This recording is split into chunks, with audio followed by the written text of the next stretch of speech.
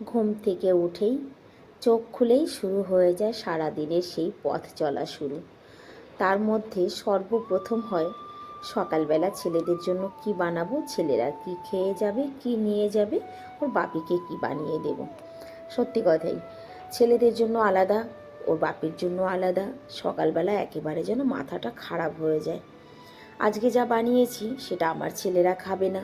তারপরে ভাবলাম ওদের জন্য আজকে আলুর পরোটা করে দিই। আবার তাড়াতাড়ি দুটো আলু সিদ্ধ করে কোনো রকম পরোটা করতে গেলাম।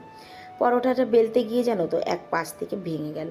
তার একটাই কারণ, আলুটা ওর বাপি ম্যারিনেট তৈরি করে দিয়েছে, তো সেখানে একদম দানা দানা ছিল, সেই কারণেই।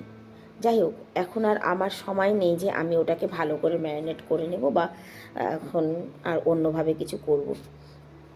খুব তাড়াহুড়ো করে ছেলেদের টিফিন প্যাক করে ওদের স্কুলে পাঠিয়ে দিয়ে বসলাম সবজি কাটতে।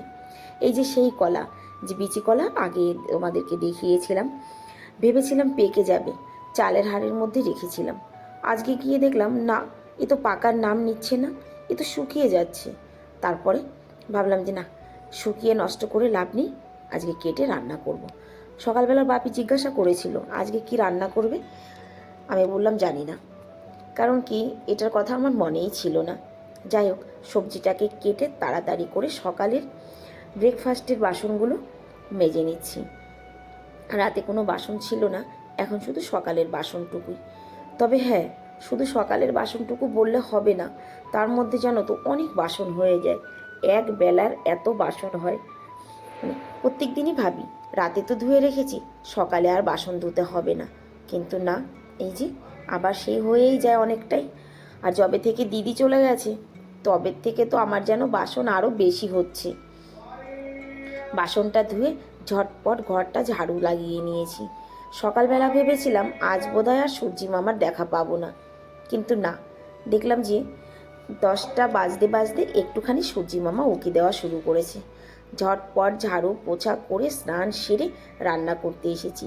তবে রান্নাঘরে আসতে আসতে অনেকটাই দেরি হয়ে গেছে আমার। এখন বাজে 1টা, ঠিক 1টার সময় আজকে রান্না করতে এসেছি। ছেলেরা ঘরে ফিরতে ফিরতে 2:30। ততক্ষণে ঠিক রান্নাটা আমি কমপ্লিট করেই নেব। যাই হোক, সকাল থেকে দুপুর পর্যন্ত ব্যস্ততা তোমাদের সঙ্গে শেয়ার করলাম।